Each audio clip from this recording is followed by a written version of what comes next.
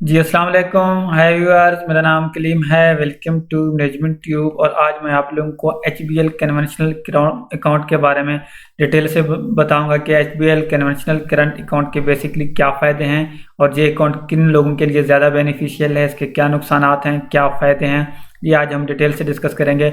आप लोगों को पता है कि HBL समेत जितने भी बैंक हैं, सब जितने भी उनमें अकाउंट हैं, हर एक को मैं इंडिविजुअली डिस्कस करता होता हूँ कि आपको बताता हूँ क्या फ़ायदे हैं, क्या नुकसानात हैं, क्या एलिजिबिलिटी क्राइटेरिया है और इसके अलावा क्या आपके लिए ये अकाउंट सूटेबल है या नहीं। और अक्सर मैं एक चीज़ कहता होता हूँ कि जितने भी अकाउंट हैं किसी भी बैंक में, वो जो है ना कुछ कुछ लोगों के लिए वो डिज़ाइन होते हैं। जैसे बिजनेस पर्सन के लिए कुछ अकाउंट होते हैं, कुछ सैलरीड पर्सन के लिए होते हैं, कुछ जो है ना स्मार्ट बिजनेस पर्सन के लिए होते हैं, कुछ जो है ना स्टूडेंट्स के लिए होते हैं, कुछ खवातीन के लिए होते हैं, कुछ पेंशनर्स के लिए होते हैं। सेम इसी तरह आज हम HBL कन्वेंशनल करंट अकाउंट को डिस्कस करेंगे और आप लोगों को बताऊंगा कि क्या आप लोगों के लिए ये, वो तो आप खुद को पता चल जाएगा कि आप लोगों के लिए ये सूटेबल है या नहीं और इसके क्या फ़ायदे हैं, क्या नुकसान आते हैं। मैं समझता हूँ कि HBL कन्वेंशनल अकाउंट एक बहुत ही ज़बरदस्त अकाउंट है, लेकिन इसके बारे में हम जानते हैं।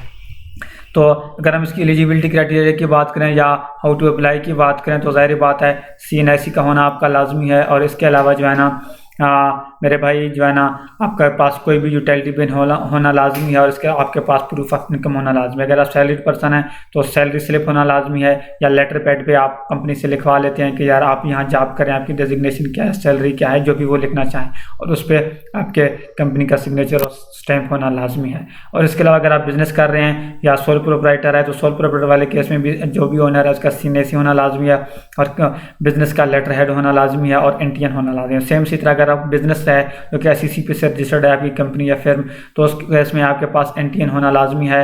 CNIC होना तो ऑब्वियसली जितने भी उसके ओनर हैं या पार्टनर्स हैं उनके होना लाजमी है। और इसके अलावा जो भी आपके सपोर्टिंग डॉक्यूमेंट्स हैं, इनकॉर्पोरेशन सर्टिफिकेट, बिजनेस रजिस्ट्रेशन, वो आप लेके जाएंगे तो उसके लिए आप एलिजिबल होंगे। तो इसमें अगर हम फीचर्स की बात करें, सबसे अहम बात जैसे मैंने आप लोगों को बताया कि जो है ना कि जितने भी बैंक अकाउंट होते हैं वो किसी न किसी के लिए वो डिज़ाइंड होते हैं। जैसे कि स्टूडेंट्स के लिए अपने अकाउंट हैं HBL में, बिजनेस पर्सन के लिए अलग हैं और इसके अलावा पेंशनर्स के लिए अलग हैं। तो HBL फ्रीडम अकाउंट मैं समझता हूँ कि ये जो है ना एक ऐसा अकाउंट है जो कि स्मार्ट बिजनेस करने वाले लोग हैं या बड़े बिजनेस करने वाले लोग हैं, सब के लिए है। जैसे कि इससे पहले हमने आप लोगों को पता है, अगर आपने मेरी वीडियोस देखी है, मैं आपने आप लोगों को HBL फ्रीडम अकाउंट के बारे में बताया था। HBL फ्रीडम अकाउंट में यह था कि आप अकाउंट ओपन कराते हैं, लेकिन उसके बाद अगर आप उसमें 25,000 रुपये मेनटेन करेंगे तब आप पे सर्विस चार्जेस अप्लाई नहीं होंगे। अगर 25,000 रुपये से आपके पैसे कम होंगे तो आप पे जो है ना सर्विस चार्जेस लगना शुरू हो जाएंगे। लेकिन इसमें ऐसा है कि जब आप अकाउंट ओपन कराते हो, एक तो यह है कि मिनिमम 1,000 रुपये इनिशियली डिपॉजिट करके आप अकाउंट ओपन करा सकते हो, और दूसरी बात यह कि इसमें अगर आप 5,000 रुपये मेंटेन करेंगे तो आपको सर्विस चार्जेस से आज़ादी मिल जाएगी, आप पे सर्विस चार्जेस अप्लाई नहीं होंगे, जो कि एक बहुत बड़ी बात है। अब जाहिर बात है 5,000 रुपये सैलरीड पर्सन लोग हैं या स्टूडेंट्स हैं वो तो मेंटेन नहीं कर सकते। अगर कोई स्मार्ट बिजनेस कर रहा है तो अगर उसमें वो 5,000 रुपये मेंटेन कर लेता है तो उसको बहुत सारे फायदे हो सकते हैं। उसको विथड्रॉल पे पैसे बचेंगे, उसको जो है ना चेक क्लियरिंग पे जो है ना पैसे बचेंगे, उसको बाकी जहाँ जहाँ भी सर्विस चार्जेस अप्लाई होते हैं उसको बहुत सारे पैसे बचेंगे। इवन के आप अगर आप सही तरीके से बिजनेस कर रहे हैं, अगर आप सही तरीके से बिजनेस रन कर रहे हैं, डिपॉजिट्स कर रहे हैं, लोगों को चेक दे रहे हैं, तो ऑब्वियसली आप अपने बिजनेस में से 5,000 से 10,000 रुपये आप ये अकाउंट ओपन करके सेव कर लेते हो। अगर आप ये अकाउंट ओपन नहीं कराएंगे, अगर आप कोई और अकाउंट ओपन कराएंगे, जब आप सर्विस चार्जेस आप पे लगना शुरू हो जाएंगे तो ऑब्वियसली अगर आप बिजनेस कर रहे हैं सही तरीके से, चाहे आपका स्मार्ट बिजनेस है चाहे आपका बड़ा बिजनेस है, तब भी आपके एटलीस्ट 5,000 तो कहीं नहीं गए। कहीं डिपॉजिट करने पे आपके पैसे चले जाते हैं, कहीं जो है ना चेक विथड्रॉल पे चले जाते हैं। जब आप लाखों रुपए विथड्रॉ या डिपॉजिट करेंगे तो ऑब्वियसली उसमें चार्जेस तो लगेंगे।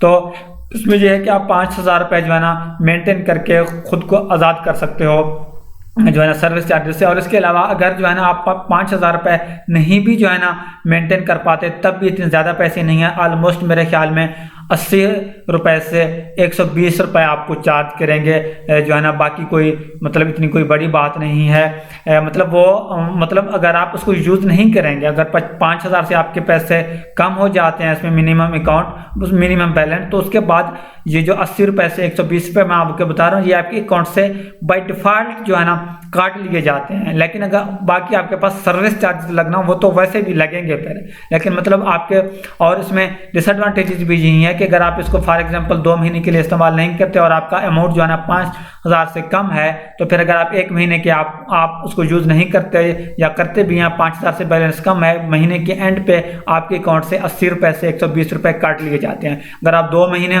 कंटिन्यूसली 5,000 आपके से कम हो तब जो है ना 80 कितने बन रहे हैं 160 और मतलब तकरीबन 160 से ज़्यादा पैसे आपके अकाउंट से डिटेक्ट किए जाते हैं। तो ये भी इसका एक डिसएडवांटेज है। लेकिन बाकी ये है कि अगर आप कोई भी बिजनेस कर रहे हैं, स्मार्ट बिजनेस कर रहे हैं, तो जाहिर बात है आप ना तो एक आसान अकाउंट ओपन करा सकते हो, ना उसका कोई फ़ायदा है। आसान अकाउंट पे डिपॉजिट और विथड्रॉ लिमिट है 5 लाख, और बीबीए अकाउंट या बाकी अकाउंट भी आपके लिए इतने ज़्यादा सूटेबल नहीं है। अगर आप ये अकाउंट ओपन कराते हो इसमें आपको काफ़ी सारे फ़ायदे हो सकते हैं।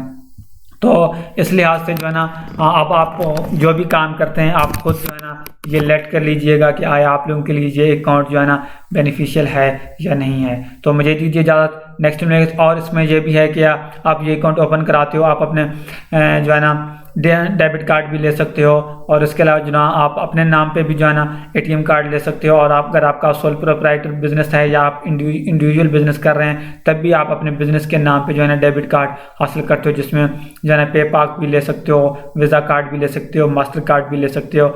लेकिन बात फिर वही है 5,000 रुपये मेनटेन करने वाली बात। अगर आप 5,000 रुपये से मेनटेन कर लेते हो तो एक ज़बरदस्त अकाउंट है, अदरवाइज़ जो है ना आपके लिए ये सही नहीं है, क्योंकि थोड़े से चार्जेस पे आप पे अप्लाई होंगे। मुझे दीजिए इजाज़त, नेक्स्ट मिलेंगे किसी अच्छी वीडियो के साथ। अल्लाह ने के बाद अगर आपको कोई क्वेश्चन है मुझसे लाजिम पूछिएगा।